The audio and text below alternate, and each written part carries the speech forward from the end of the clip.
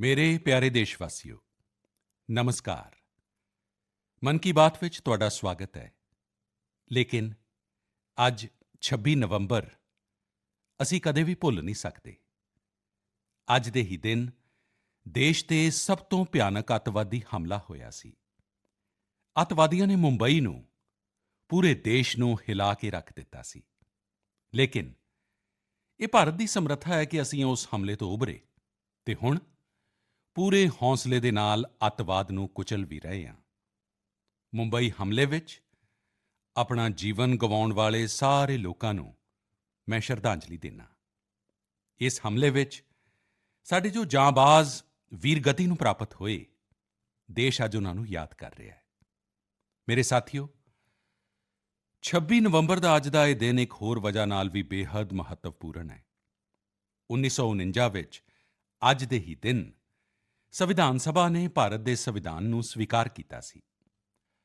ਮੈਨੂੰ ਯਾਦ ਹੈ, ਜਦੋਂ ਸਾਲ 2015 ਵਿੱਚ ਅਸੀਂ ਬਾਬਾ ਸਾਹਿਬ ਅੰਬੇਡਕਰ ਦੀ 125ਵੀਂ ਜਯੰਤੀ ਮਨਾ ਰਹੇ ਸੀ, ਉਸ ਸਮੇਂ ਇਹ ਵਿਚਾਰ ਆਇਆ ਸੀ ਕਿ 26 ਨਵੰਬਰ ਨੂੰ ਸੰਵਿਧਾਨ ਦਿਵਸ ਦੇ ਤੌਰ ਤੇ ਮਨਾਇਆ ਜਾਵੇ ਅਤੇ ਉਦੋਂ ਤੋਂ ਹਰ ਸਾਲ ਅੱਜ ਦੇ ਇਸ ਦਿਨ ਨੂੰ ਅਸੀਂ ਸੰਵਿਧਾਨ ਦਿਵਸ ਦੇ ਰੂਪ ਵਿੱਚ ਮਨਾਉਂਦੇ ਆ ਰਹੇ ਹਾਂ।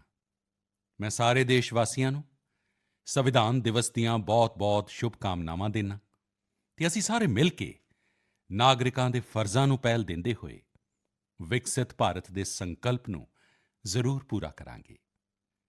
ਸਾਥੀਓ, ਅਸੀਂ ਸਾਰੇ ਜਾਣਦੇ ਹਾਂ ਕਿ ਸੰਵਿਧਾਨ ਦੇ ਨਿਰਮਾਣ ਵਿੱਚ 2 ਸਾਲ 11 ਮਹੀਨੇ 18 ਦਿਨ ਦਾ ਸਮਾਂ ਲੱਗਾ ਸੀ। ਸ਼੍ਰੀ ਸਚਿਦਾਨੰਦ ਸਿਨਹਾ ਜੀ ਸੰਵਿਧਾਨ ਸਭਾ ਦੇ ਸਭ ਤੋਂ ਬਜ਼ੁਰਗ ਮੈਂਬਰ ਸਨ। 60 ਤੋਂ ਜ਼ਿਆਦਾ ਦੇਸ਼ਾਂ ਦੇ ਸੰਵਿਧਾਨ ਦਾ ਅਧਿਐਨ ਅਤੇ ਲੰਮੀ ਚਰਚਾ ਤੋਂ ਬਾਅਦ ਸਾਡੇ ਸੰਵਿਧਾਨ ਦਾ ਮਸੌਦਾ ਤਿਆਰ ਹੋਇਆ ਸੀ।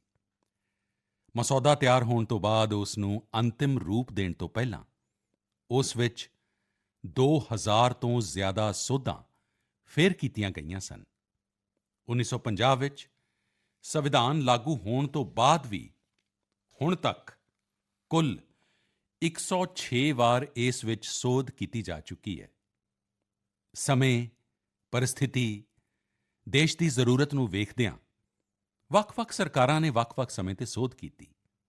ਲੇਕਿਨ ਇਹ ਵੀ ਦੁਰਭਾਗ ਰਿਹਾ ਕਿ ਸੰਵਿਧਾਨ ਦੀ ਪਹਿਲੀ ਸੋਧ ਬੋਲਣ ਦੀ ਆਜ਼ਾਦੀ ਅਤੇ ਪ੍ਰਗਟਾਵੇ ਦੀ ਆਜ਼ਾਦੀ ਦੇ ਅਧਿਕਾਰਾਂ ਵਿੱਚ ਕਟੌਤੀ ਕਰਨ ਦੇ ਲਈ ਹੋਈ ਸੀ।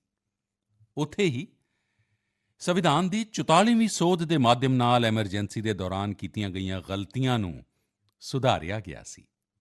ਸਾਥੀਓ, ਇਹ ਵੀ ਬਹੁਤ ਪ੍ਰੇਰਕ ਹੈ ਕਿ ਸੰਵਿਧਾਨ ਸਭਾ ਦੇ ਕੁਝ ਮੈਂਬਰ ਨਾਮਜ਼ਦ ਕੀਤੇ ਗਏ ਸਨ, ਜਿਨ੍ਹਾਂ ਵਿੱਚ 15 ਮਹਿਲਾਵਾਂ ਸਨ।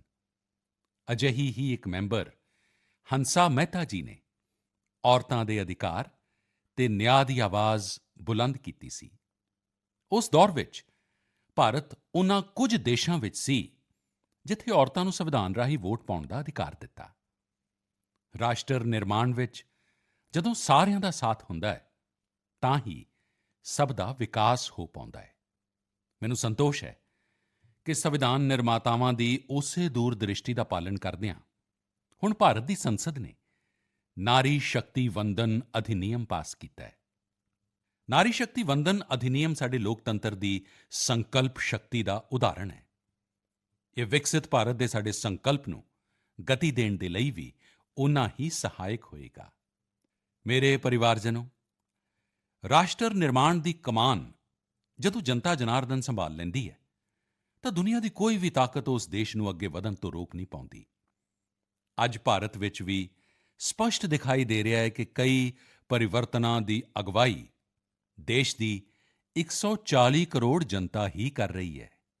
ਇਸ ਦਾ ਇੱਕ ਪ੍ਰਤੱਖ ਉਦਾਹਰਣ ਅਸੀਂ ਤਿਉਹਾਰਾਂ ਦੇ ਸਮੇਂ ਵਿੱਚ ਵੇਖਿਆ ਹੈ।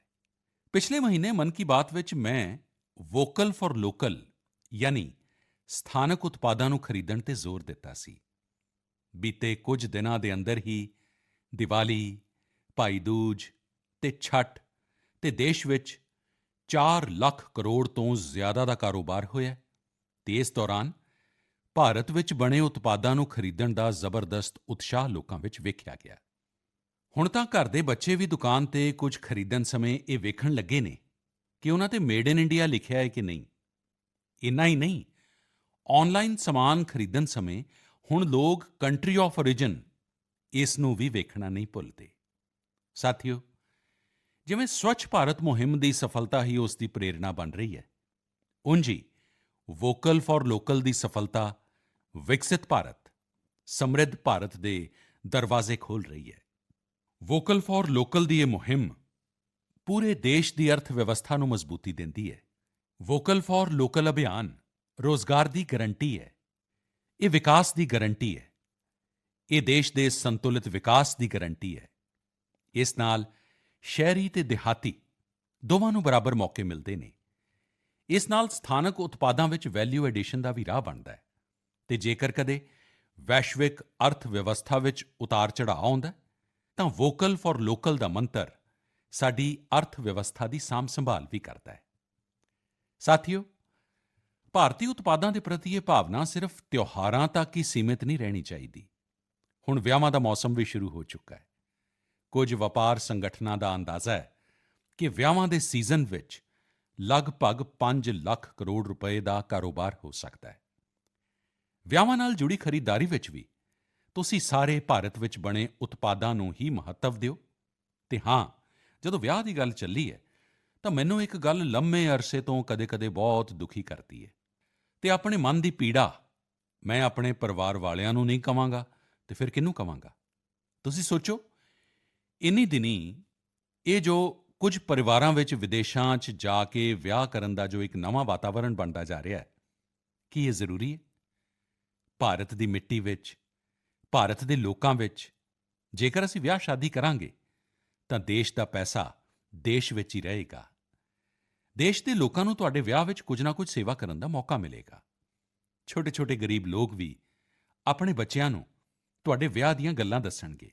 ਕੀ ਤੁਸੀਂ ਵੋਕਲ ਫਾਰ ਲੋਕਲ ਦੀ ਇਸ ਮੁਹਿੰਮ ਨੂੰ ਵਿਸਥਾਰ ਦੇ ਸਕਦੇ ਹੋ?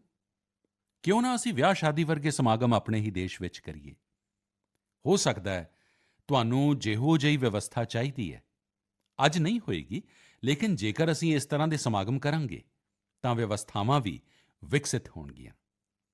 ਇਹ ਬਹੁਤ ਵੱਡੇ ਪਰਿਵਾਰਾਂ ਨਾਲ ਜੁੜਿਆ ਹੋਇਆ ਵਿਸ਼ਾ ਹੈ। ਮੈਂ ਆਸ ਕਰਦਾ ਕਿ ਮੇਰੀ ਇਹ ਪੀੜਾ ਉਨ੍ਹਾਂ ਵੱਡੇ-ਵੱਡੇ ਪਰਿਵਾਰਾਂ ਤੱਕ ਜ਼ਰੂਰ ਪਹੁੰਚੇ। ਮੇਰੇ ਪਰਿਵਾਰਜਨੋ, ਤਿਉਹਾਰਾਂ ਦੇ ਇਸ ਮੌਸਮ ਵਿੱਚ ਇੱਕ ਹੋਰ ਵੱਡਾ ਰੁਝਾਨ ਵੀ ਵੇਖਣ ਨੂੰ ਮਿਲਿਆ ਹੈ। ਇਹ ਲਗਾਤਾਰ ਦੂਸਰਾ ਸਾਲ ਹੈ ਜਦੋਂ ਦੀਵਾਲੀ ਦੇ ਮੌਕੇ ਤੇ ਨਗਦ ਦੇ ਕੇ ਕੁਝ ਖਰੀਦਣ ਦਾ ਚਲਨ ਹੌਲੀ-ਹੌਲੀ ਘੱਟ ਹੁੰਦਾ ਜਾ ਰਿਹਾ ਹੈ। ਯਾਨੀ ਹੁਣ ਜ਼ਿਆਦਾਤਰ ਲੋਕ ਡਿਜੀਟਲ ਪੇਮੈਂਟ ਕਰ ਰਹੇ ਨੇ। ਇਹ ਵੀ ਬਹੁਤ ਉਤਸ਼ਾਹ ਵਧਾਉਣ ਵਾਲਾ ਹੈ। ਤੁਸੀਂ ਇੱਕ ਕੰਮ ਹੋਰ ਕਰ ਸਕਦੇ ਹੋ। ਤੁਸੀਂ ਤੈਅ ਕਰੋ ਕਿ 1 ਮਹੀਨੇ ਤੱਕ ਤੁਸੀਂ UPI ਨਾਲ ਜਾਂ ਕਿਸੇ ਡਿਜੀਟਲ ਮਾਧਿਅਮ ਨਾਲ ਹੀ ਪੇਮੈਂਟ ਕਰੋਗੇ, ਕੈਸ਼ ਪੇਮੈਂਟ ਨਹੀਂ ਕਰੋਗੇ। ਭਾਰਤ ਵਿੱਚ ਡਿਜੀਟਲ ਕ੍ਰਾਂਤੀ ਦੀ ਸਫਲਤਾ ਨੇ ਇਸ ਨੂੰ ਬਿਲਕੁਲ ਸੰਭਵ ਬਣਾ ਦਿੱਤਾ ਹੈ ਅਤੇ ਜਦੋਂ 1 ਮਹੀਨਾ ਹੋ ਜਾਏ ਤਾਂ ਤੁਸੀਂ ਮੈਨੂੰ ਆਪਣੇ ਅਨੁਭਵ, ਆਪਣੀ ਫੋਟੋ ਜ਼ਰੂਰ ਸ਼ੇਅਰ ਕਰੋ। ਮੈਂ ਹੁਣ ਤੋਂ ਤੁਹਾਨੂੰ ਪਹਿਲਾਂ ਹੀ ਆਪਣੀਆਂ ਸ਼ੁਭਕਾਮਨਾਵਾਂ ਦਿੰਦਾ। ਮੇਰੇ ਪਰਿਵਾਰਜਨੋ, ਸਾਡੇ ਨੌਜਵਾਨ ਸਾਥੀਆਂ ਨੇ ਦੇਸ਼ ਨੂੰ ਇੱਕ ਹੋਰ ਵੱਡੀ ਖੁਸ਼ਖਬਰੀ ਦਿੱਤੀ ਹੈ ਜੋ ਸਾਨੂੰ ਸਾਰਿਆਂ ਨੂੰ ਮਾਣ ਨਾਲ ਭਰ ਦੇਣ ਵਾਲੀ ਹੈ। ਇੰਟੈਲੀਜੈਂਸ, ਆਈਡੀਆ ਅਤੇ ਇਨੋਵੇਸ਼ਨ ਅੱਜ ਭਾਰਤੀ ਨੌਜਵਾਨਾਂ ਦੀ ਪਛਾਣ ਹੈ। ਇਸ ਵਿੱਚ ਟੈਕਨੋਲੋਜੀ ਦੇ ਜੁੜਨ ਨਾਲ ਉਨ੍ਹਾਂ ਦੇ ਬੌਧਿਕ ਵਿਸ਼ੇਸ਼ਤਾਵਾਂ ਵਿੱਚ ਨਿਰੰਤਰ ਵਾਧਾ ਹੋਵੇ, ਇਹ ਆਪਣੇ ਆਪ ਵਿੱਚ ਦੇਸ਼ ਦੀ ਸਮਰੱਥਾ ਨੂੰ ਵਧਾਉਣ ਵਾਲੀ ਮਹੱਤਵਪੂਰਨ ਤਰੱਕੀ ਹੈ। ਤੁਹਾਨੂੰ ਇਹ ਜਾਣ ਕੇ ਚੰਗਾ ਲੱਗੇਗਾ ਕਿ 2022 ਵਿੱਚ ਭਾਰਤੀਆਂ ਦੇ ਪੇਟੈਂਟ ਫਾਈਲ ਕਰਨ ਵਿੱਚ 31% ਤੋਂ ਜ਼ਿਆਦਾ ਦਾ ਵਾਧਾ ਹੋਇਆ ਹੈ। ਵਰਲਡ ਇੰਟੈਲੈਕਚੁਅਲ ਪ੍ਰਾਪਰਟੀ ਆਰਗੇਨਾਈਜੇਸ਼ਨ ਨੇ ਇੱਕ ਬੜੀ ਹੀ ਦਿਲਚਸਪ ਰਿਪੋਰਟ ਜਾਰੀ ਕੀਤੀ ਹੈ। ਇਹ ਰਿਪੋਰਟ ਦੱਸਦੀ ਹੈ ਕਿ ਪੇਟੈਂਟ ਫਾਈਲ ਕਰਨ ਵਿੱਚ ਸਭ ਤੋਂ ਅੱਗੇ ਰਹਿਣ ਵਾਲੇ ਟੌਪ 10 ਦੇਸ਼ਾਂ ਵਿੱਚ ਵੀ ਅਜਿਹਾ ਪਹਿਲਾਂ ਕਦੇ ਨਹੀਂ ਹੋਇਆ। ਇਸ ਸ਼ਾਨਦਾਰ ਪ੍ਰਾਪਤੀ ਲਈ ਮੈਂ ਆਪਣੇ ਨੌਜਵਾਨ ਸਾਥੀਆਂ ਨੂੰ ਬਹੁਤ-ਬਹੁਤ ਵਧਾਈ ਦਿੰਦਾ। ਮੈਂ ਆਪਣੇ ਨੌਜਵਾਨ ਦੋਸਤਾਂ ਨੂੰ ਵਿਸ਼ਵਾਸ ਦਿਵਾਉਣਾ ਚਾਹੁੰਦਾ ਕਿ ਦੇਸ਼ ਹਰ ਕਦਮ ਤੇ ਤੁਹਾਡੇ ਨਾਲ ਹੈ। ਸਰਕਾਰ ਨੇ ਜੋ ਪ੍ਰਸ਼ਾਸਨਿਕ ਤੇ ਕਾਨੂੰਨੀ ਸੁਧਾਰ ਕੀਤੇ ਨੇ, ਉਸ ਤੋਂ ਬਾਅਦ ਅੱਜ ਸਾਡੇ ਨੌਜਵਾਨ ਇੱਕ ਨਵੀਂ ਊਰਜਾ ਦੇ ਨਾਲ ਵੱਡੇ ਪੈਮਾਨੇ ਤੇ ਇਨੋਵੇਸ਼ਨ ਦੇ ਕੰਮ ਵਿੱਚ ਜੁਟੇ ਹੋਏ ਨੇ। 10 ਸਾਲ ਪਹਿਲਾਂ ਦੇ ਅੰਕੜਿਆਂ ਨਾਲ ਤੁਲਨਾ ਕਰੀਏ ਤਾਂ ਅੱਜ ਸਾਡੇ ਪੇਟੈਂਟ ਨੂੰ 10 ਗੁਣਾ ਜ਼ਿਆਦਾ ਮਨਜ਼ੂਰੀ ਮਿਲ ਰਹੀ ਹੈ। ਅਸੀਂ ਸਾਰੇ ਜਾਣਦੇ ਹਾਂ ਕਿ ਪੇਟੈਂਟ ਨਾਲ ਨਾ ਸਿਰਫ ਦੇਸ਼ ਦੀ ਇੰਟੈਲੈਕਚੁਅਲ ਪ੍ਰਾਪਰਟੀ ਵੱਧਦੀ ਹੈ, ਬਲਕਿ ਇਸ ਨਾਲ ਨਵੇਂ-ਨਵੇਂ ਮੌਕੇ ਵੀ ਮਿਲਦੇ ਨੇ। ਇੰਨਾ ਹੀ ਨਹੀਂ, ਇਹ ਸਾਡੇ ਸਟਾਰਟਅਪ ਦੀ ਤਾਕਤ ਤੇ ਸਮਰੱਥਾ ਨੂੰ ਵੀ ਵਧਾਉਂਦੇ ਨੇ। ਅੱਜ ਸਾਡੇ ਸਕੂਲੀ ਬੱਚਿਆਂ ਵਿੱਚ ਵੀ ਇਨੋਵੇਸ਼ਨ ਦੀ ਭਾਵਨਾ ਨੂੰ ਵਧਾਵਾ ਮਿਲ ਰਿਹਾ ਹੈ। Atal tinkering lab, Atal innovation mission, ਕਾਲਜਾਂ ਵਿੱਚ ਇਨਕਿਊਬੇਸ਼ਨ ਸੈਂਟਰ, ਸਟਾਰਟਅਪ ਇੰਡੀਆ ਮੁਹਿੰਮ, ਅਜਿਹੇ ਲਗਾਤਾਰ ਯਤਨਾਂ ਦੇ ਨਤੀਜੇ ਦੇਸ਼ ਵਾਸੀਆਂ ਦੇ ਸਾਹਮਣੇ ਨੇ। ਇਹ ਵੀ ਭਾਰਤ ਦੀ ਨੌਜਵਾਨ ਸ਼ਕਤੀ, ਭਾਰਤ ਦੀ ਇਨੋਵੇਟਿਵ ਪਾਵਰ ਦਾ ਪ੍ਰਤੱਖ ਉਦਾਹਰਣ ਹੈ। ਇਸੇ ਜੋਸ਼ ਦੇ ਨਾਲ ਅੱਗੇ ਵਧਦੇ ਚੱਲਦੇ ਹੋਏ ਹੀ ਅਸੀਂ ਵਿਕਸਿਤ ਭਾਰਤ ਦੇ ਸੰਕਲਪ ਨੂੰ ਵੀ ਪ੍ਰਾਪਤ ਕਰਕੇ ਵਿਖਾਵਾਂਗੇ। ਇਸ ਲਈ ਮੈਂ ਵਾਰ-ਵਾਰ ਕਹਿੰਦਾ ਕਿ ਜੈ ਜਵਾਨ, ਜੈ ਕਿਸਾਨ, ਜੈ ਵਿਗਿਆਨ, ਜੈ ਅਨੁਸੰਧਾਨ। ਮੇਰੇ ਪਿਆਰੇ ਦੇਸ਼ਵਾਸੀਓ, ਤੁਹਾਨੂੰ ਯਾਦ ਹੋਵੇਗਾ ਕਿ ਕੁਝ ਸਮਾਂ ਪਹਿਲਾਂ ਮਨ ਕੀ ਬਾਤ ਵਿੱਚ ਮੈਂ ਭਾਰਤ ਵਿੱਚ ਵੱਡੀ ਗਿਣਤੀ ਵਿੱਚ ਲੱਗਣ ਵਾਲੇ ਮੇਲਿਆਂ ਦੀ ਚਰਚਾ ਕੀਤੀ ਸੀ। ਉਦੋਂ ਇੱਕ ਅਜਿਹੇ ਮੁਕਾਬਲੇ ਦਾ ਵੀ ਵਿਚਾਰ ਆਇਆ ਸੀ ਜਿਸ ਵਿੱਚ ਲੋਕ ਮੇਲਿਆਂ ਨਾਲ ਜੁੜੀਆਂ ਫੋਟੋਆਂ ਸਾਂਝੀਆਂ ਕਰਨ। ਸੰਸਕ੍ਰਿਤੀ ਮੰਤਰਾਲੇ ਨੇ ਇਸ ਨੂੰ ਲੈ ਕੇ ਮੇਲਾ ਮੂਵਮੈਂਟਸ ਕੰਟੈਸਟ ਦਾ ਆਯੋਜਨ ਕੀਤਾ ਸੀ। ਤੁਹਾਨੂੰ ਇਹ ਜਾਣ ਕੇ ਚੰਗਾ ਲੱਗੇਗਾ ਕਿ ਇਸ ਵਿੱਚ ਹਜ਼ਾਰਾਂ ਲੋਕਾਂ ਨੇ ਹਿੱਸਾ ਲਿਆ ਤੇ ਬਹੁਤ ਲੋਕਾਂ ਨੇ ਪੁਰਸਕਾਰ ਵੀ ਜਿੱਤੇ। ਕੋਲਕਾਤਾ ਦੇ ਰਹਿਣ ਵਾਲੇ ਰਾਜੇਸ਼ ਧਰ ਜੀ ਨੇ ਚਰਕ ਮੇਲੇ ਵਿੱਚ ਗੁਬਾਰੇ ਤੇ ਖਿਡੌਣੇ ਵੇਚਣ ਵਾਲਿਆਂ ਦੀ ਅਨੋਖੀ ਫੋਟੋ ਦੇ ਲਈ ਪੁਰਸਕਾਰ ਜਿੱਤਿਆ। ਇਹ ਮੇਲਾ ਦਿਹਾਤੀ ਬੰਗਾਲ ਵਿੱਚ ਕਾਫੀ ਹਰਮਨ-ਪਿਆਰਾ ਹੈ। ਵਾਰਾਣਸੀ ਦੀ ਹੋਲੀ ਨੂੰ ਸ਼ੋਕੇਸ ਕਰਨ ਦੇ ਲਈ ਅਨੁਪਮ ਸਿੰਘ ਜੀ ਨੂੰ ਮੇਲਾ ਪੋਰਟਰੇਟਸ ਦਾ ਪੁਰਸਕਾਰ ਮਿਲਿਆ। ਅਰੁਣ ਕੁਮਾਰ ਨਲੀ ਮੇਲਾ ਜੀ ਨੂੰ ਕੁਲਸਾਈ ਦੁਸਹਿਰੇ ਨਾਲ ਜੁੜਿਆ ਇੱਕ ਆਕਰਸ਼ਕ ਪਹਿਲੂ ਵਿਖਾਉਣ ਦੇ ਲਈ ਪੁਰਸਕਾਰ ਦਿੱਤਾ ਗਿਆ। ਇੰਝ ਹੀ ਪੰਢਰਪੁਰ ਦੀ ਭਗਤੀ ਨੂੰ ਵਿਖਾਉਣ ਵਾਲੀ ਫੋਟੋ ਸਭ ਤੋਂ ਜ਼ਿਆਦਾ ਪਸੰਦ ਕੀਤੀ ਗਈ ਫੋਟੋ ਵਿੱਚ ਸ਼ਾਮਿਲ ਰਹੀ, ਜਿਸ ਨੂੰ ਮਹਾਰਾਸ਼ਟਰ ਦੇ ਹੀ ਸੱਜਣ ਸ਼੍ਰੀਮਾਨ ਰਾਹੁਲ ਜੀ ਨੇ ਭੇਜਿਆ ਸੀ। ਇਸ ਮੁਕਾਬਲੇ ਵਿੱਚ ਬਹੁਤ ਸਾਰੀਆਂ ਤਸਵੀਰਾਂ ਮੇਲਿਆਂ ਦੇ ਦੌਰਾਨ ਮਿਲਣ ਵਾਲੇ ਸਥਾਨਕ ਪਕਵਾਨਾਂ ਦੀਆਂ ਵੀ ਸਨ। ਇਸ ਵਿੱਚ ਪੁਰਲੀਆ ਦੇ ਰਹਿਣ ਵਾਲੇ ਆਲੋਕ ਅਵਿਨਾਸ਼ ਜੀ ਦੀ ਤਸਵੀਰ ਨੇ ਪੁਰਸਕਾਰ ਜਿੱਤਿਆ। ਉਨ੍ਹਾਂ ਨੇ ਇੱਕ ਮੇਲੇ ਦੇ ਦੌਰਾਨ ਬੰਗਾਲ ਦੇ ਦਿਹਾਤੀ ਖੇਤਰ ਦੇ ਖਾਣ-ਪਾਨ ਨੂੰ ਵਿਖਾਇਆ ਸੀ। ਪ੍ਰਣਬ ਬਸਾਕ ਜੀ ਦੀ ਤਸਵੀਰ ਨੂੰ ਪੁਰਸਕਾਰ ਮਿਲਿਆ, ਜਿਸ ਵਿੱਚ ਭਗੋਰੀਆ ਮਹਾਉਤਸਵ ਦੇ ਦੌਰਾਨ ਔਰਤਾਂ ਕੁਲਫੀ ਦਾ ਆਨੰਦ ਲੈ ਰਹੀਆਂ ਨੇ। ਰੁਮੇਲਾ ਜੀ ਨੇ ਛੱਤੀਸਗੜ੍ਹ ਦੇ ਜਗਦਲਪੁਰ ਵਿੱਚ ਇੱਕ ਪਿੰਡ ਦੇ ਮੇਲੇ 'ਚ ਭਜੀਆ ਦਾ ਸਵਾਦ ਲੈਂਦੀਆਂ ਹੋਈਆਂ ਔਰਤਾਂ ਦੀ ਫੋਟੋ ਭੇਜੀ ਸੀ। ਇਸ ਨੂੰ ਵੀ ਪੁਰਸਕਾਰ ਦਿੱਤਾ ਗਿਆ। ਸਾਥੀਓ, ਮਨ ਕੀ ਬਾਤ ਦੇ ਮਾਧਿਅਮ ਨਾਲ ਅੱਜ ਹਰ ਪਿੰਡ, ਹਰ ਸਕੂਲ, ਹਰ ਪੰਚਾਇਤ ਨੂੰ ਇਹ ਬੇਨਤੀ ਹੈ ਕਿ ਨਿਰੰਤਰ ਇਸ ਤਰ੍ਹਾਂ ਦੇ ਮੁਕਾਬਲਿਆਂ ਦਾ ਆਯੋਜਨ ਕਰਨ। ਅੱਜ-ਕੱਲ੍ਹ ਤਾਂ ਸੋਸ਼ਲ ਮੀਡੀਆ ਦੀ ਇੰਨੀ ਤਾਕਤ ਹੈ, ਟੈਕਨੋਲੋਜੀ ਤੇ ਮੋਬਾਈਲ ਘਰ-ਘਰ ਪਹੁੰਚੇ ਹੋਏ ਨੇ।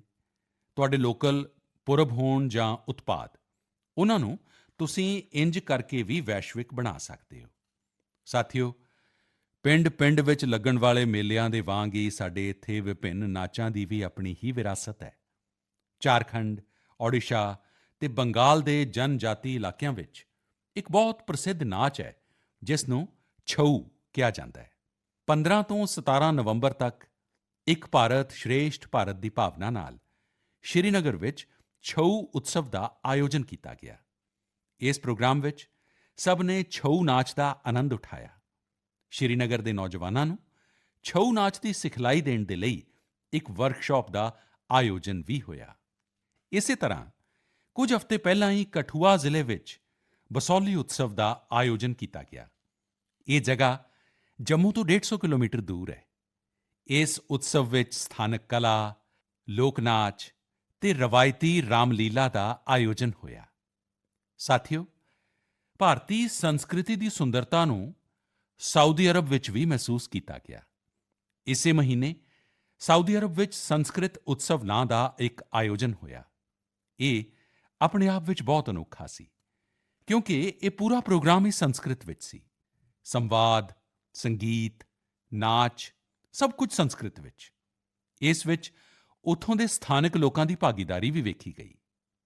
ਮੇਰੇ ਪਰਿਵਾਰਜਨੋ, ਸਵੱਛ ਭਾਰਤ ਹੁਣ ਤਾਂ ਪੂਰੇ ਦੇਸ਼ ਦਾ ਪਿਆਰਾ ਵਿਸ਼ਾ ਬਣ ਗਿਆ ਹੈ।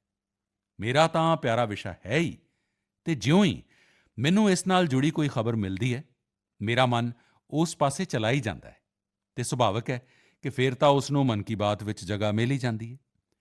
ਸਵੱਛ ਭਾਰਤ ਮੁਹਿੰਮ ਨੇ ਸਾਫ਼ ਸਫਾਈ ਤੇ ਜਨਤਕ ਸਵੱਛਤਾ ਨੂੰ ਲੈ ਕੇ ਲੋਕਾਂ ਦੀ ਸੋਚ ਬਦਲ ਦਿੱਤੀ ਹੈ। ਇਹ ਪਹਿਲ ਅੱਜ ਰਾਸ਼ਟਰੀ ਭਾਵਨਾ ਦਾ ਪ੍ਰਤੀਕ ਬਣ ਚੁੱਕੀ ਹੈ, ਜਿਸ ਨੇ ਕਰੋੜਾਂ ਦੇਸ਼ ਵਾਸੀਆਂ ਦੇ ਜੀਵਨ ਨੂੰ ਬਿਹਤਰ ਬਣਾਇਆ ਹੈ।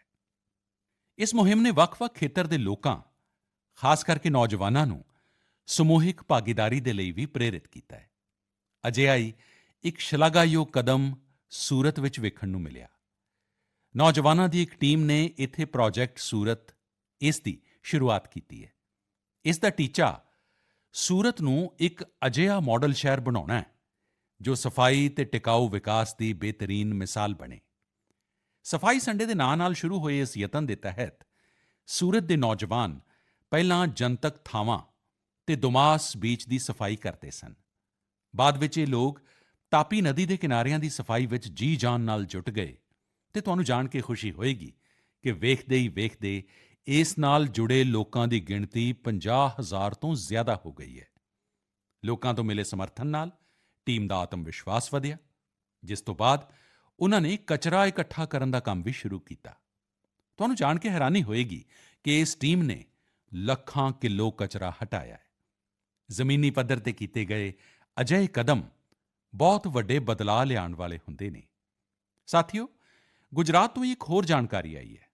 ਕੁਝ ਹਫ਼ਤੇ ਪਹਿਲਾਂ ਉੱਥੇ ਅੰਬਾ ਜੀ ਵਿੱਚ ਭਾਦਰਵੀ ਪੂਨਮ ਮੇਲੇ ਦਾ ਆਯੋਜਨ ਕੀਤਾ ਗਿਆ ਸੀ। ਇਸ ਮੇਲੇ ਵਿੱਚ 50 ਲੱਖ ਤੋਂ ਜ਼ਿਆਦਾ ਲੋਕ ਆਏ। ਇਹ ਮੇਲਾ ਹਰ ਸਾਲ ਹੁੰਦਾ ਹੈ। ਇਸ ਦੀ ਸਭ ਤੋਂ ਖਾਸ ਗੱਲ ਇਹ ਰਹੀ ਕਿ ਮੇਲੇ ਵਿੱਚ ਆਏ ਲੋਕਾਂ ਨੇ ਗੱਬਰ ਹਿੱਲ ਦੇ ਵੱਡੇ ਹਿੱਸੇ ਵਿੱਚ ਸਫਾਈ ਮੁਹਿੰਮ ਚਲਾਈ। ਮੰਦਰਾਂ ਦੇ ਆਲੇ-ਦੁਆਲੇ ਦੇ ਪੂਰੇ ਖੇਤਰ ਨੂੰ ਸਵੱਛ ਰੱਖਣ ਦੀ ਇਹ ਮੁਹਿੰਮ ਬਹੁਤ ਪ੍ਰੇਰਣਾਦਾਇਕ ਹੈ। ਸਾਥੀਓ, ਮੈਂ ਹਮੇਸ਼ਾ ਕਹਿੰਦਾ ਕਿ ਸਵੱਛਤਾ ਕੋਈ ਇੱਕ ਦਿਨ ਜਾਂ ਇੱਕ ਹਫ਼ਤੇ ਦੀ ਮੁਹਿੰਮ ਨਹੀਂ ਹੈ, ਬਲਕਿ ਇਹ ਤਾਂ ਜੀਵਨ ਵਿੱਚ ਉਤਾਰਨ ਵਾਲਾ ਕੰਮ ਹੈ। ਅਸੀਂ ਆਪਣੇ ਆਲੇ-ਦੁਆਲੇ ਅਜਿਹੇ ਲੋਕ ਵੇਖਦੇ ਵੀ ਹਾਂ ਜਿਨ੍ਹਾਂ ਨੇ ਆਪਣਾ ਪੂਰਾ ਜੀਵਨ ਸਵੱਛਤਾ ਨਾਲ ਜੁੜੇ ਵਿਸ਼ਿਆਂ ਤੇ ਹੀ ਲਗਾ ਦਿੱਤਾ। ਤਾਮਿਲਨਾਡੂ ਦੇ ਕੋਇੰਬਟੂਰ ਵਿੱਚ ਰਹਿਣ ਵਾਲੇ ਲੋਗਾਨਾਥਨ ਜੀ ਵੀ ਬੇਮਿਸਾਲ ਨੇ। ਬਚਪਨ ਵਿੱਚ ਗਰੀਬ ਬੱਚਿਆਂ ਦੇ ਪਾਟੇ ਕੱਪੜਿਆਂ ਨੂੰ ਵੇਖ ਕੇ ਉਹ ਅਕਸਰ ਪਰੇਸ਼ਾਨ ਹੋ ਜਾਂਦੇ ਸਨ। ਇਸ ਤੋਂ ਬਾਅਦ ਉਨ੍ਹਾਂ ਨੇ ਅਜਿਹੇ ਬੱਚਿਆਂ ਦੀ ਮਦਦ ਦਾ ਪ੍ਰਣ ਲਿਆ ਤੇ ਆਪਣੀ ਕਮਾਈ ਦਾ ਇੱਕ ਹਿੱਸਾ ਇਨ੍ਹਾਂ ਨੂੰ ਦਾਨ ਦੇਣਾ ਸ਼ੁਰੂ ਕਰ ਦਿੱਤਾ। ਜਦੋਂ ਪੈਸਿਆਂ ਦੀ ਕਮੀ ਆਈ ਤਾਂ ਲੋਗਾਨਾਥਨ ਜੀ ਨੇ ਟਾਇਲਟ ਤੱਕ ਸਾਫ਼ ਕੀਤੇ ਤਾਂ ਕਿ ਜ਼ਰੂਰਤਮੰਦ ਬੱਚਿਆਂ ਨੂੰ ਮਦਦ ਮਿਲ ਸਕੇ। ਇਹ ਪਿਛਲੇ 25 ਸਾਲਾਂ ਤੋਂ ਪੂਰੀ ਤਰ੍ਹਾਂ ਸਮਰਪਿਤ ਭਾਵਨਾ ਨਾਲ ਆਪਣੇ ਇਸ ਕੰਮ ਵਿੱਚ ਜੁਟੇ ਨੇ ਤੇ ਹੁਣ ਤੱਕ 1500 ਤੋਂ ਜ਼ਿਆਦਾ ਬੱਚਿਆਂ ਦੀ ਮਦਦ ਕਰ ਚੁੱਕੇ ਨੇ। ਮੈਂ ਇੱਕ ਵਾਰ ਫੇਰ ਅਜਿਹੇ ਯਤਨਾਂ ਦੀ ਸ਼ਲਾਘਾ ਕਰਦਾ। ਦੇਸ਼ ਭਰ ਵਿੱਚ ਹੋ ਰਹੇ ਇਸ ਤਰ੍ਹਾਂ ਦੇ ਅਨੇਕਾਂ ਯਤਨ ਨਾ ਸਿਰਫ ਸਾਨੂੰ ਪ੍ਰੇਰਣਾ ਦਿੰਦੇ ਨੇ, ਬਲਕਿ ਕੁਝ ਨਵਾਂ ਕਰ ਗੁਜ਼ਰਨ ਦੀ ਇੱਛਾ ਸ਼ਕਤੀ ਵੀ ਜਗਾਉਂਦੇ ਨੇ। ਮੇਰੇ ਪਰਿਵਾਰਜਨੋ, 21ਵੀਂ ਸਦੀ ਦੀਆਂ ਬਹੁਤ ਵੱਡੀਆਂ ਚੁਣੌਤੀਆਂ ਵਿੱਚੋਂ ਇੱਕ ਹੈ ਜਲ ਸੁਰੱਖਿਆ। ਜਲ ਦੀ ਸੰਭਾਲ ਕਰਨਾ ਜੀਵਨ ਨੂੰ ਬਚਾਉਣ ਤੋਂ ਘੱਟ ਨਹੀਂ ਹੈ। ਜਦੋਂ ਅਸੀਂ ਸਮੂਹਿਕਤਾ ਦੀ ਇਸ ਭਾਵਨਾ ਨਾਲ ਕੋਈ ਕੰਮ ਕਰਦੇ ਹਾਂ ਤਾਂ ਸਫਲਤਾ ਵੀ ਮਿਲਦੀ ਹੈ। ਇਸ ਦੀ ਇੱਕ ਮਿਸਾਲ ਦੇਸ਼ ਦੇ ਹਰ ਜ਼ਿਲ੍ਹੇ ਵਿੱਚ ਬਣ ਰਹੇ ਅੰਮ੍ਰਿਤ ਸਰੋਵਰ ਵੀ ਨੇ। ਅੰਮ੍ਰਿਤ ਮਹਾਉਤਸਵ ਦੇ ਦੌਰਾਨ ਭਾਰਤ ਨੇ ਜੋ 65,000 ਤੋਂ ਜ਼ਿਆਦਾ ਅੰਮ੍ਰਿਤ ਸਰੋਵਰ ਬਣਾਏ ਨੇ, ਉਹ ਆਉਣ ਵਾਲੀਆਂ ਪੀੜ੍ਹੀਆਂ ਨੂੰ ਲਾਭ ਦੇਣਗੇ। ਹੁਣ ਸਾਡੀ ਇਹ ਵੀ ਜ਼ਿੰਮੇਵਾਰੀ ਹੈ ਕਿ ਜਿੱਥੇ-ਜਿੱਥੇ ਅੰਮ੍ਰਿਤ ਸਰੋਵਰ ਬਣੇ ਨੇ, ਉਨ੍ਹਾਂ ਦੀ ਨਿਰੰਤਰ ਦੇਖਭਾਲ ਹੋਵੇ, ਉਹ ਜਲ ਸੰਭਾਲ ਦੇ ਮੁੱਖ ਸਰੋਤ ਬਣੇ ਰਹਿਣ। ਸਾਥੀਓ, ਜਲ ਸੰਭਾਲ ਦੀਆਂ ਅਜਿਹੀਆਂ ਹੀ ਚਰਚਾਵਾਂ ਦੇ ਵਿਚਕਾਰ ਮੈਨੂੰ ਗੁਜਰਾਤ ਦੇ ਅਮਰੇਲੀ ਵਿੱਚ ਹੋਏ ਜਲ ਉਤਸਵ ਦਾ ਵੀ ਪਤਾ ਲੱਗਾ। ਗੁਜਰਾਤ ਵਿੱਚ 12 ਮਹੀਨੇ ਵਹਿਣ ਵਾਲੀਆਂ ਨਦੀਆਂ ਦੀ ਵੀ ਕਮੀ ਹੈ। ਇਸ ਲਈ ਲੋਕਾਂ ਨੂੰ ਜ਼ਿਆਦਾਤਰ ਬਾਰਿਸ਼ ਦੇ ਪਾਣੀ ਤੇ ਹੀ ਨਿਰਭਰ ਰਹਿਣਾ ਪੈਂਦਾ ਹੈ। ਪਿਛਲੇ 20-25 ਸਾਲਾਂ ਵਿੱਚ ਸਰਕਾਰ ਤੇ ਸਮਾਜਿਕ ਸੰਗਠਨਾਂ ਦੇ ਯਤਨਾਂ ਤੋਂ ਬਾਅਦ ਉੱਥੋਂ ਦੀ ਸਥਿਤੀ ਵਿੱਚ ਬਦਲਾਅ ਜ਼ਰੂਰ ਆਇਆ ਹੈ। ਇਸ ਲਈ ਉੱਥੇ ਜਲ ਉਤਸਵ ਦੀ ਵੱਡੀ ਭੂਮਿਕਾ ਹੈ। ਅਮਰੇਲੀ ਵਿੱਚ ਹੋਏ ਜਲ ਉਤਸਵ ਦੇ ਦੌਰਾਨ ਜਲ ਸੰਭਾਲ ਤੇ ਝੀਲਾਂ ਦੀ ਸੰਭਾਲ ਨੂੰ ਲੈ ਕੇ ਲੋਕਾਂ ਵਿੱਚ ਜਾਗਰੂਕਤਾ ਵਧਾਈ ਗਈ। ਇਸ ਨਾਲ ਵਾਟਰ ਸਪੋਰਟਸ ਨੂੰ ਵੀ ਵਧਾਵਾ ਦਿੱਤਾ ਗਿਆ। ਵਾਟਰ ਸਿਕਿਉਰਿਟੀ ਦੇ ਜਾਣਕਾਰਾਂ ਦੇ ਨਾਲ ਮੰਥਨ ਵੀ ਕੀਤਾ ਗਿਆ। ਪ੍ਰੋਗਰਾਮ ਵਿੱਚ ਸ਼ਾਮਿਲ ਲੋਕਾਂ ਨੂੰ ਤਿਰੰਗੇ ਵਾਲਾ ਵਾਟਰ ਫਾਊਂਟੇਨ ਬਹੁਤ ਪਸੰਦ ਆਇਆ। ਇਸ ਜਲ ਉਤਸਵ ਦਾ ਆਯੋਜਨ ਸੂਰਤ ਦੇ ਹੀਰਿਆਂ ਦੇ ਕਾਰੋਬਾਰ ਵਿੱਚ ਨਾਂ ਕਮਾਉਣ ਵਾਲੇ ਸਾਬਜੀ ਬਾਈ ਢੋਲਕੀਆ ਦੀ ਸੰਸਥਾ ਨੇ ਕੀਤਾ। ਮੈਂ ਇਸ ਵਿੱਚ ਸ਼ਾਮਿਲ ਹਰ ਵਿਅਕਤੀ ਨੂੰ ਵਧਾਈ ਦਿੰਦਾ। ਜਲ ਸੰਭਾਲ ਦੇ ਲਈ ਅਜਿਹੇ ਕੰਮ ਕਰਨ ਦੀਆਂ ਸ਼ੁਭ ਕਾਮਨਾਵਾਂ ਦਿੰਦਾ। ਮੇਰੇ ਪਰਿਵਾਰਜਨੋ, ਅੱਜ ਦੁਨੀਆ ਭਰ ਵਿੱਚ ਸਕਿੱਲ ਡਿਵੈਲਪਮੈਂਟ ਦੇ ਮਹੱਤਵ ਨੂੰ ਸਮਰਥਨ ਮਿਲ ਰਿਹਾ ਹੈ। ਜਦੋਂ ਅਸੀਂ ਕਿਸੇ ਨੂੰ ਕੋਈ ਸਕਿੱਲ ਸਿਖਾਉਂਦੇ ਹਾਂ ਤੇ ਉਸ ਨੂੰ ਸਿਰਫ ਹੁਨਰ ਹੀ ਨਹੀਂ ਦਿੰਦੇ, ਬਲਕਿ ਉਸ ਨੂੰ ਆਮਦਨੀ ਦਾ ਇੱਕ ਜ਼ਰੀਆ ਵੀ ਦਿੰਦੇ ਹਾਂ। ਜਦੋਂ ਮੈਨੂੰ ਪਤਾ ਲੱਗਾ ਕਿ ਸੰਸਥਾ ਪਿਛਲੇ 4 ਦਹਾਕਿਆਂ ਤੋਂ ਸਕਿੱਲ ਡਿਵੈਲਪਮੈਂਟ ਦੇ ਕੰਮ ਵਿੱਚ ਜੁਟੀ ਹੈ, ਤਾਂ ਮੈਨੂੰ ਹੋਰ ਵੀ ਚੰਗਾ ਲੱਗਾ। ਇਹ ਸੰਸਥਾ ਆਂਧਰਾ ਪ੍ਰਦੇਸ਼ ਦੇ ਸ਼੍ਰੀਕਾਕੁਲਮ ਵਿੱਚ ਹੈ ਅਤੇ ਇਸ ਦਾ ਨਾਂ ਬੇਲਜੀਪੁਰਮ ਯੂਥ ਕਲੱਬ ਹੈ। ਸਕਿੱਲ ਡਿਵੈਲਪਮੈਂਟ 'ਤੇ ਫੋਕਸ ਕਰਕੇ ਬੇਲਜੀਪੁਰਮ ਯੂਥ ਕਲੱਬ ਨੇ ਲਗਭਗ 7,000 ਔਰਤਾਂ ਨੂੰ ਸਮਰੱਥ ਬਣਾਇਆ ਹੈ। ਇਨ੍ਹਾਂ 'ਚੋਂ ਜ਼ਿਆਦਾਤਰ ਔਰਤਾਂ ਅੱਜ ਆਪਣੇ ਦਮ 'ਤੇ ਆਪਣਾ ਕੁਝ ਕੰਮ ਕਰ ਰਹੀਆਂ ਨੇ। ਇਸ ਸੰਸਥਾ ਨੇ ਬਾਲ ਮਜ਼ਦੂਰੀ ਕਰਨ ਵਾਲੇ ਬੱਚਿਆਂ ਨੂੰ ਵੀ ਕੋਈ ਨਾ ਕੋਈ ਹੁਨਰ ਸਿਖਾ ਕੇ ਉਨ੍ਹਾਂ ਨੂੰ ਮਾੜੀ ਹਾਲਤ 'ਚੋਂ ਬਾਹਰ ਕੱਢਣ ਵਿੱਚ ਮਦਦ ਕੀਤੀ ਹੈ। ਬੇਲਜੀਪੁਰਮ ਯੂਥ ਕਲੱਬ ਦੀ ਟੀਮ ਨੇ ਕਿਸਾਨ ਉਤਪਾਦ ਸੰਘ ਯਾਨੀ ਐਫਪੀਓਜ਼ ਨਾਲ ਜੁੜੇ ਕਿਸਾਨਾਂ ਨੂੰ ਵੀ ਨਵਾਂ ਕੌਸ਼ਲ ਸਿਖਾਇਆ, ਜਿਸ ਨਾਲ ਵੱਡੀ ਗਿਣਤੀ ਵਿੱਚ ਕਿਸਾਨ ਸਮਰੱਥ ਹੋਏ ਨੇ। ਸਵੱਛਤਾ ਨੂੰ ਲੈ ਕੇ ਵੀ ਇਹ ਯੂਥ ਕਲੱਬ ਪਿੰਡ-ਪਿੰਡ ਵਿੱਚ ਜਾਗਰੂਕਤਾ ਫੈਲਾ ਰਿਹਾ ਹੈ। ਇਨ੍ਹਾਂ ਨੇ ਅਨੇਕਾਂ ਸ਼ੌਚਾਲਿਆਂ ਦਾ ਨਿਰਮਾਣ ਕਰਨ ਵਿੱਚ ਵੀ ਮਦਦ ਕੀਤੀ ਹੈ। ਮੈਂ ਸਕਿੱਲ ਡਿਵੈਲਪਮੈਂਟ ਦੇ ਲਈ ਇਸ ਸੰਸਥਾ ਨਾਲ ਜੁੜੇ ਸਾਰੇ ਲੋਕਾਂ ਨੂੰ ਬਹੁਤ-ਬਹੁਤ ਵਧਾਈ ਦਿੰਦਾ ਅਤੇ ਉਨ੍ਹਾਂ ਦੀ ਸ਼ਲਾਘਾ ਕਰਦਾ। ਅੱਜ ਦੇਸ਼ ਦੇ ਪਿੰਡ-ਪਿੰਡ ਵਿੱਚ ਸਕਿੱਲ ਡਿਵੈਲਪਮੈਂਟ ਦੇ ਲਈ ਅਜਿਹੇ ਹੀ ਸਮੂਹਿਕ ਯਤਨਾਂ ਦੀ ਜ਼ਰੂਰਤ ਹੈ। ਸਾਥੀਓ, ਜਦੋਂ ਕਿਸੇ ਇੱਕ ਟੀਚੇ ਦੇ ਲਈ ਸਮੂਹਿਕ ਯਤਨ ਹੁੰਦਾ ਹੈ ਤਾਂ ਸਫਲਤਾ ਦੀ ਉਚਾਈ ਵੀ ਹੋਰ ਜ਼ਿਆਦਾ ਹੋ ਜਾਂਦੀ ਹੈ। ਮੈਂ ਤੁਹਾਡੇ ਸਾਰਿਆਂ ਨਾਲ ਲੱਦਾਖ ਦਾ ਇੱਕ ਪ੍ਰੇਰਕ ਉਦਾਹਰਣ ਸਾਂਝਾ ਕਰਨਾ ਚਾਹੁੰਦਾ। ਤੁਸੀਂ ਪਸ਼ਮੀਨਾ ਸ਼ਾਲ ਦੇ ਬਾਰੇ ਤਾਂ ਜ਼ਰੂਰ ਸੁਣਿਆ ਹੋਵੇਗਾ।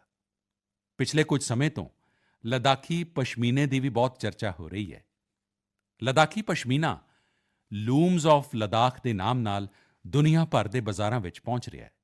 ਤੁਸੀਂ ਇਹ ਜਾਣ ਕੇ ਹੈਰਾਨ ਰਹਿ ਜਾਓਗੇ ਕਿ ਇਸ ਨੂੰ ਤਿਆਰ ਕਰਨ ਵਿੱਚ 15 ਪਿੰਡਾਂ ਦੀਆਂ 450 ਤੋਂ ਜ਼ਿਆਦਾ ਔਰਤਾਂ ਸ਼ਾਮਿਲ ਨੇ। ਪਹਿਲਾਂ ਉਹ ਆਪਣੇ ਉਤਪਾਦ ਉੱਥੇ ਆਉਣ ਵਾਲੇ ਸੈਲਾਨੀਆਂ ਨੂੰ ਹੀ ਵੇਚਦੀਆਂ ਸਨ, ਪਰ ਹੁਣ ਡਿਜੀਟਲ ਭਾਰਤ ਦੇ ਇਸ ਦੌਰ ਵਿੱਚ ਉਨ੍ਹਾਂ ਦੀਆਂ ਬਣਾਈਆਂ ਚੀਜ਼ਾਂ ਦੇਸ਼ ਦੁਨੀਆ ਦੇ ਵੱਖ-ਵੱਖ ਬਾਜ਼ਾਰਾਂ ਵਿੱਚ ਪਹੁੰਚਣ ਲੱਗੀਆਂ ਨੇ। ਯਾਨੀ ਸਾਡਾ ਲੋਕਲ ਹੁਣ ਗਲੋਬਲ ਹੋ ਰਿਹਾ ਹੈ ਅਤੇ ਇਸ ਨਾਲ ਇਨ੍ਹਾਂ ਔਰਤਾਂ ਦੀ ਕਮਾਈ ਵੀ ਵਧੀ ਹੈ। ਸਾਥੀਓ, ਨਾਰੀ ਸ਼ਕਤੀ ਦੀਆਂ ਅਜਿਹੀਆਂ ਸਫਲਤਾਵਾਂ ਦੇਸ਼ ਦੇ ਕੋਨੇ-ਕੋਨੇ ਵਿੱਚ ਮੌਜੂਦ ਨੇ। ਜ਼ਰੂਰਤ ਅਜਿਹੀਆਂ ਗੱਲਾਂ ਨੂੰ ਜ਼ਿਆਦਾ ਤੋਂ ਜ਼ਿਆਦਾ ਸਾਹਮਣੇ ਲਿਆਉਣ ਦੀ ਹੈ। ਇਹ ਦੱਸਣ ਦੇ ਲਈ ਮਨ ਕੀ ਬਾਤ ਤੋਂ ਬਿਹਤਰ ਹੋਰ ਕੀ ਹੋਵੇਗਾ।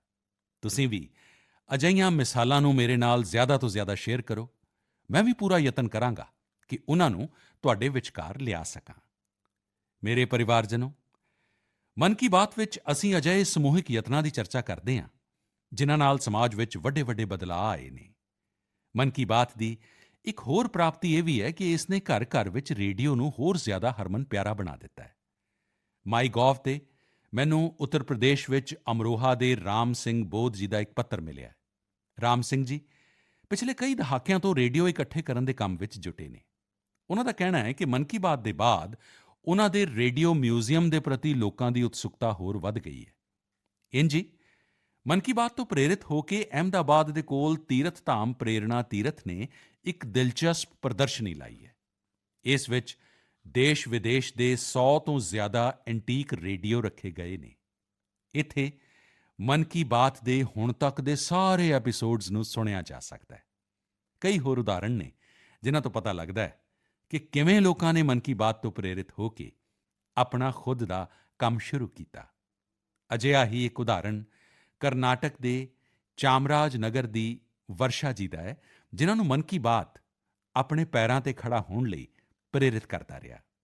ਇਸ ਪ੍ਰੋਗਰਾਮ ਦੇ ਇੱਕ ਐਪੀਸੋਡ ਤੋਂ ਪ੍ਰੇਰਿਤ ਹੋ ਕੇ ਉਨ੍ਹਾਂ ਨੇ ਕੇਲੇ ਤੋਂ ਜੈਵਿਕ ਖਾਦ ਬਣਾਉਣ ਦਾ ਕੰਮ ਸ਼ੁਰੂ ਕੀਤਾ। ਕੁਦਰਤ ਨਾਲ ਬਹੁਤ ਲਗਾਅ ਰੱਖਣ ਵਾਲੀ ਵਰਸ਼ਾ ਜੀ ਦੀ ਇਹ ਪਹਿਲ ਦੂਸਰੇ ਲੋਕਾਂ ਲਈ ਰੋਜ਼ਗਾਰ ਦੇ ਮੌਕੇ ਲੈ ਕੇ ਆਈ ਹੈ। ਮੇਰੇ ਪਰਿਵਾਰਜਨੋ, ਕੱਲ੍ਹ 27 ਨਵੰਬਰ ਨੂੰ ਕਾਰਤਿਕ ਪੂਰਨਿਮਾ ਦਾ ਪੁਰਬ ਹੈ। ਇਸੇ ਦਿਨ ਦੇਵ ਦੀਪਾਵਲੀ ਵੀ ਮਨਾਈ ਜਾਂਦੀ ਹੈ ਅਤੇ ਮੇਰਾ ਤਾਂ ਮਨ ਕਰਦਾ ਹੈ ਕਿ ਮੈਂ ਕਾਸ਼ੀ ਦੀ ਦੇਵ ਦੀਪਾਵਲੀ ਜ਼ਰੂਰ ਵੇਖਾਂ। ਇਸ ਵਾਰ ਮੈਂ ਕਾਸ਼ੀ ਤਾਂ ਨਹੀਂ ਜਾ ਸਕਿਆ, ਲੇਕਿਨ ਮਨ ਕੀ ਬਾਤ ਦੇ ਮਾਧਿਅਮ ਨਾਲ ਬਨਾਰਸ ਦੇ ਲੋਕਾਂ ਨੂੰ ਆਪਣੀਆਂ ਸ਼ੁਭ ਕਾਮਨਾਵਾਂ ਜ਼ਰੂਰ ਭੇਜ ਰਿਹਾ। ਇਸ ਵਾਰ ਵੀ ਕਾਸ਼ੀ ਦੇ ਘਾਟਾਂ ਤੇ ਲੱਖਾਂ ਦੀਵੇ ਜਗਾਏ ਜਾਣਗੇ, ਸ਼ਾਨਦਾਰ ਆਰਤੀ ਹੋਏਗੀ, ਲੇਜ਼ਰ ਸ਼ੋਅ ਹੋਏਗਾ। ਲੱਖਾਂ ਦੀ ਗਿਣਤੀ ਵਿੱਚ ਦੇਸ਼-ਵਿਦੇਸ਼ ਤੋਂ ਆਏ ਲੋਕ ਦੇਵ ਦੀਪਾਵਲੀ ਦਾ ਆਨੰਦ ਲੈਣਗੇ। ਸਾਥੀਓ, ਕੱਲ੍ਹ ਪੁੰਨਿਆਂ ਦੇ ਦਿਨ ਹੀ ਗੁਰੂ ਨਾਨਕ ਦੇਵ ਜੀ ਦਾ ਪ੍ਰਕਾਸ਼ ਪੁਰਬ ਹੈ। ਗੁਰੂ ਨਾਨਕ ਦੇਵ ਜੀ ਦੇ ਅਨਮੋਲ ਸੰਦੇਸ਼ ਭਾਰਤ ਹੀ ਨਹੀਂ, ਦੁਨੀਆ ਭਰ ਦੇ ਲਈ ਅੱਜ ਵੀ ਪ੍ਰੇਰਕ ਤੇ ਪ੍ਰਸੰਗਿਕ ਨੇ। ਇਹ ਸਾਨੂੰ ਸਾਦਗੀ, ਸਦਭਾਵ ਤੇ ਦੂਜਿਆਂ ਦੇ ਪ੍ਰਤੀ ਸਮਰਪਿਤ ਹੋਣ ਲਈ ਪ੍ਰੇਰਿਤ ਕਰਦੇ ਨੇ। ਗੁਰੂ ਨਾਨਕ ਦੇਵ ਜੀ ਨੇ ਸੇਵਾ ਭਾਵਨਾ, ਸੇਵਾ ਕਾਰਜਾਂ ਦੀ ਜੋ ਸਿੱਖਿਆ ਦਿੱਤੀ, ਉਹਨਾਂ ਦਾ ਪਾਲਣ ਸਾਡੇ ਸਿੱਖ ਭੈਣ-ਭਰਾ ਪੂਰੇ ਵਿਸ਼ਵ ਵਿੱਚ ਕਰਦੇ ਨਜ਼ਰ ਆਉਂਦੇ ਨੇ। ਮੈਂ ਮਨ ਕੀ ਬਾਤ ਦੇ ਸਾਰੇ ਸਰੋਤਿਆਂ ਨੂੰ ਗੁਰੂ ਨਾਨਕ ਦੇਵ ਜੀ ਦੇ ਪ੍ਰਕਾਸ਼ ਪੁਰਬ ਦੀਆਂ ਬਹੁਤ-ਬਹੁਤ ਸ਼ੁਭਕਾਮਨਾਵਾਂ ਦਿੰਦਾ। ਮੇਰੇ ਪਰਿਵਾਰਜਨੋ, ਮਨ ਕੀ ਬਾਤ ਵਿੱਚ ਇਸ ਵਾਰ ਮੇਰੇ ਨਾਲ ਇੰਨਾ ਹੀ। ਵੇਖਦੇ ਹੀ ਵੇਖਦੇ 2023 ਸਮਾਪਤੀ ਦੇ ਵੱਲ ਵਧ ਰਿਹਾ ਹੈ ਤੇ ਹਰ ਵਾਰ ਦੀ ਤਰ੍ਹਾਂ ਤੁਸੀਂ ਵੀ ਇਹ ਸੋਚ ਰਹੇ ਹਾਂ ਕਿ ਇੰਨੀ ਜਲਦੀ ਇਹ ਸਾਲ ਬੀਤ ਗਿਆ। ਲੇਕਿਨ ਇਹ ਵੀ ਸੱਚ ਹੈ ਕਿ ਇਹ ਸਾਲ ਭਾਰਤ ਦੇ ਲਈ ਅਸੀਮਿਤ ਪ੍ਰਾਪਤੀਆਂ ਵਾਲਾ ਸਾਲ ਰਿਹਾ ਹੈ ਤੇ ਭਾਰਤ ਦੀਆਂ ਪ੍ਰਾਪਤੀਆਂ ਹਰ ਭਾਰਤੀ ਦੀ ਪ੍ਰਾਪਤੀ ਹੈ। ਮੈਨੂੰ ਖੁਸ਼ੀ ਹੈ ਕਿ ਮਨ ਕੀ ਬਾਤ ਭਾਰਤੀਆਂ ਦੀਆਂ ਅਜਿਹੀਆਂ ਪ੍ਰਾਪਤੀਆਂ ਨੂੰ ਸਾਹਮਣੇ ਲਿਆਉਣ ਦਾ ਇੱਕ ਸ਼ਕਤੀਸ਼ਾਲੀ ਮਾਧਿਅਮ ਬਣਿਆ ਹੈ। ਅਗਲੀ ਵਾਰ ਦੇਸ਼ ਵਾਸੀਆਂ ਦੀਆਂ ਢੇਰ ਸਾਰੀਆਂ ਸਫਲਤਾਵਾਂ ਬਾਰੇ ਫਿਰ ਤੁਹਾਡੇ ਨਾਲ ਗੱਲ ਹੋਏਗੀ। ਉਦੋਂ ਤੱਕ ਦੇ ਲਈ ਮੈਨੂੰ ਵਿਦਾ ਦਿਓ। ਬਹੁਤ-ਬਹੁਤ ਧੰਨਵਾਦ। ਨਮਸਕਾਰ।